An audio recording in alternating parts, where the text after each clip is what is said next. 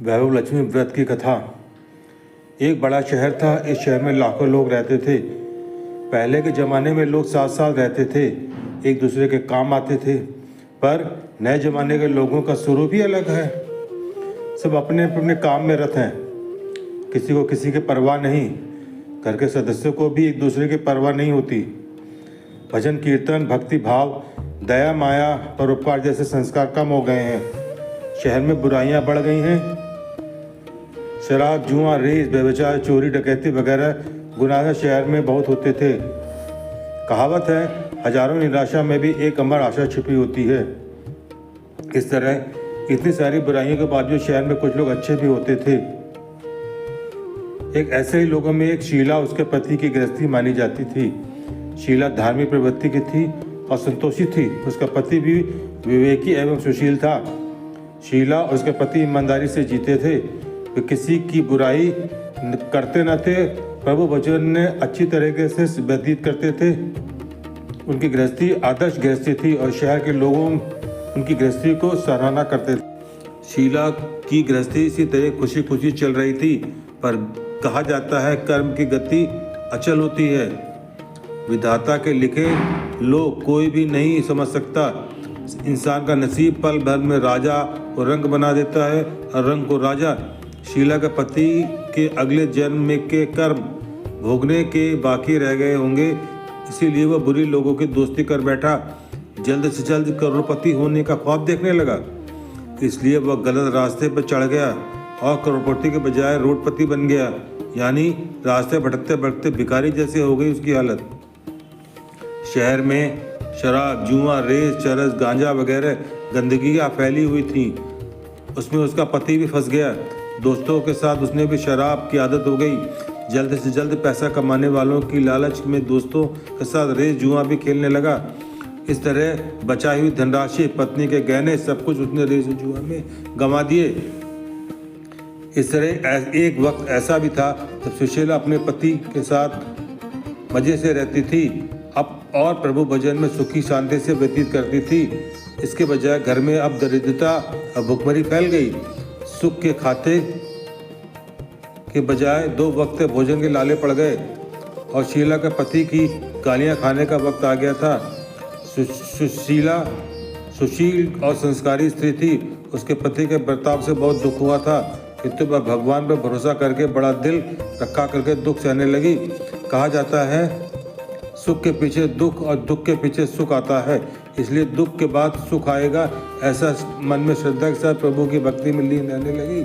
इससे शीला असहाय दुख सहते हुए प्रभु भक्ति में वक्त बिताने लगी। अचानक एक दिन दोपहर में उसके द्वार पर किसी ने दस्तक दी। शीला सोच में पड़ गई, मुझ जैसे गरीब के घर इस वक्त कौन आया होगा। फिर भी द्वार पर आए हुए अतिथि का आदर करना चाहिए, ऐसा आर्य धर्म के संस्कार वाली शीला ने खड़े होकर द्वार खोला। देखा तो एक माँ जी खड़ी थी। वे बड़ी उम्र की लगती थीं।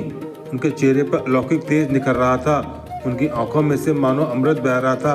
उनका भव्य चेहरा करुणा और प्यार में छलकता था। उनको देखते ही शीला के मन में अपार शांति छा गई। वैसे शीला इस माँ जी को पहचानती न थी, फिर भी उसको देखकर शीला के रोम रोम में आनंद छा गया। शीला माँ जी को अंदर के घर के साथ ले आ गई और घर पे बिछाने के लिए उसके पास कुछ भी नहीं था। अतः शीला ने सकुचा कर एक फटी सी चादर पे उसको बिठाया। माँ जी ने कहा, क्यों शीला, मुझे पहचाना नहीं?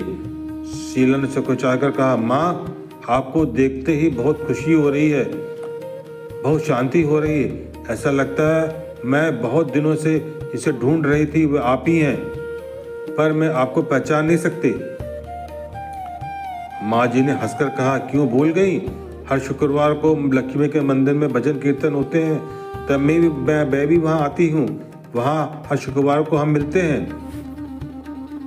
पति गलत रास्ते पर चढ़ गया। तब से शीला बहुत दुखी हो गई थी और दुखी के मारी वह लक्ष्मी जी के मंदिर में भी नहीं जाती थी। बाहर के लोगों को भी साथ नजर नहीं मिलाती थी और शर्म लगती थी। उसे याददाश्त में जोर दिया तो माँ जी कहीं नहीं याद आ रही थी। शीला ये सब सुनकर आनंदित हो गई। फिर पूछा, माँ, आपने वैभव लक्ष्मी व्रत का जो शास्त्रीय विधि बताई है वैसे मैं अवश्य करूँगी, किंतु इसके उद्यापन विधि किस प्रकार करनी चाहिए ये भी कृपा करके सुनाइए। माँ जी ने कहा 11 या 21 जो मन्नत मानी हो उसने शुक्रवार को ये वैभव लक्ष्मी व्रत पूरी श्रद्धा भावना से करना चाहिए। व्रत के आखिरी शुक्रवार को जो शास्त्रीय विधि अनुसार उद्यापन विधि करनी चाहिए वह मुझे तुझे बताती हूँ। आखिरी शुक्रवार को खीर या नैवेद्य रखो। पूजन विधि हर शुक्रवार को करते हैं, वैसा ही करना चाहिए। पूजन विधि के बाद श्रीफल तोड़ो और कम से कम 7 कुमारी कन्याओं या सौभाग्य वाली स्त्रियों को कुमकुम का तिलक करके साहित्य संगम की वैभव लक्ष्मी व्रत की एक पुस्तक उपहार में देनी चाहिए और सबको खीर का प्रसाद देना चाहिए। फिर धनलक्ष्मी स्वरूप वैभव लक्ष्मी स्वरूप माँ लक्ष्मी की छवि को प्रणाम करें। माँ लक्ष्मी का ये स्वरूप वैभव देने वाला है। प्रणाम करके मनी मन भावुकता से माँ की प्रार्थना करते वक्त कहें, हे माँ लक्ष्मी, हे माँ लक्ष्मी, मैंने सच्चे हृदय से आपका वैभव लक्ष्मी व्रत पूर्ण किया है। हे माँ, हमारी सभी मनोकामनाएं पूर्ण करो, हमारा सबका कल्याण करो।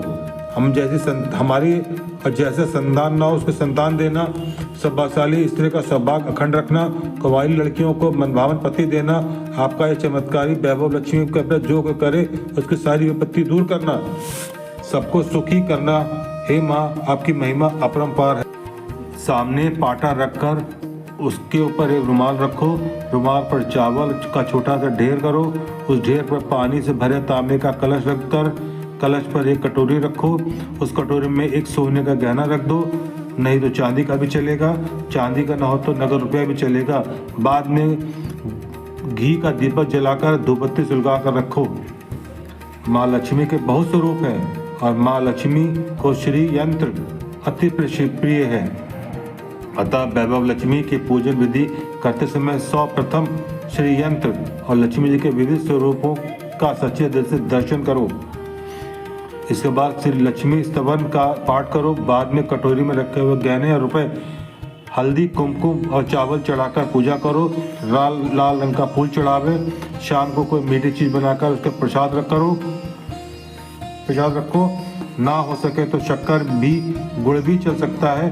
फिर आरती करके 11 बार सच्चे हृदय से जय माँ लक्ष्मी बोलो। बाद में 11 बार या 21 शुक्रवार ये व्रत करके दृढ़ माँ के सामने दृढ़ कर रख और अपने जो मनोकामना हो पूरी करने के लिए माँ लक्ष्मी की विनती करो। फिर माँ का प्रसाद बांट दो और थोड़ा सा प्रसाद अपने लिए रख लो। अगर आप में शक्ति हो तो सारा दिन उपवास रखो और सिर्फ प्रसाद ग्रहण करते समय खाना खा लो। अगर थोड़ा शक्ति और भी ना हो तो दिन में 2 बार भोजन कर लो। बाद में कटोरी में रखा गहना रुपया ले लो।